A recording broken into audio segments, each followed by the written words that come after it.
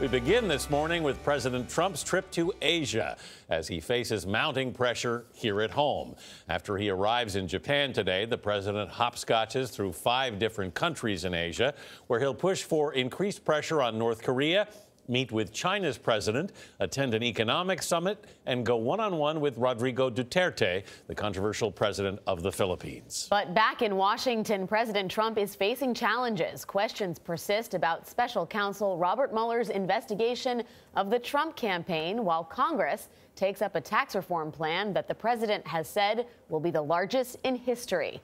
Before heading to Japan, President Trump made a stop in Hawaii, his first visit to the state since the election.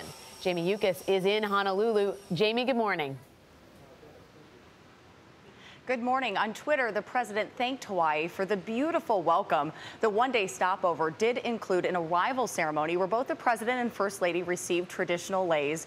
Later, the president made his first ever trip to Pearl Harbor. But despite the pleasantries, it turns out that the president will have looming questions over his administration when he leaves Hawaii today for Asia. President Trump laid a wreath at the USS Arizona Memorial at Pearl Harbor Friday. His visit to the Shrine of America's Lost Service Members coming after a meeting with the leaders of the U.S. Pacific Command, where they discussed the ongoing threat of North Korea's nuclear program, a topic on the president's mind as he left on his first official tour of Asia. We'll be talking about, obviously, North Korea.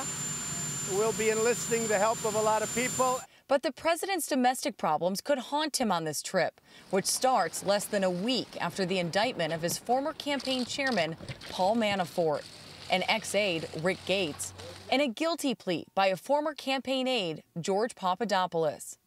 According to court papers filed by special counsel Robert Mueller, Papadopoulos suggested arranging a meeting between then-candidate Trump and Russian President Vladimir Putin, a meeting the president says was not memorable. I don't remember much about that meeting. It was a very unimportant meeting, took place a long time.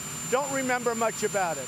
Now it's being reported another former Trump campaign advisor, Carter Page, met with Russian government officials during a 2016 trip to Moscow, something he has denied doing. According to the New York Times, Page emailed a Trump campaign aide about those conversations. The paper reports that email was read aloud during Page's testimony Thursday before the House Intelligence Committee. Mueller's investigation has frustrated the president. On Friday, 3 Republican congressmen introduced a resolution calling for Mueller's resignation. But in an interview with the Sinclair Broadcast Group, the president says he's confident he will be absolved of any wrongdoing. Well, I hope he's treating everything fairly, and if he is, I'm going to be very happy, because when you talk about innocent, I am truly not involved in any form of collusion with Russia, believe me.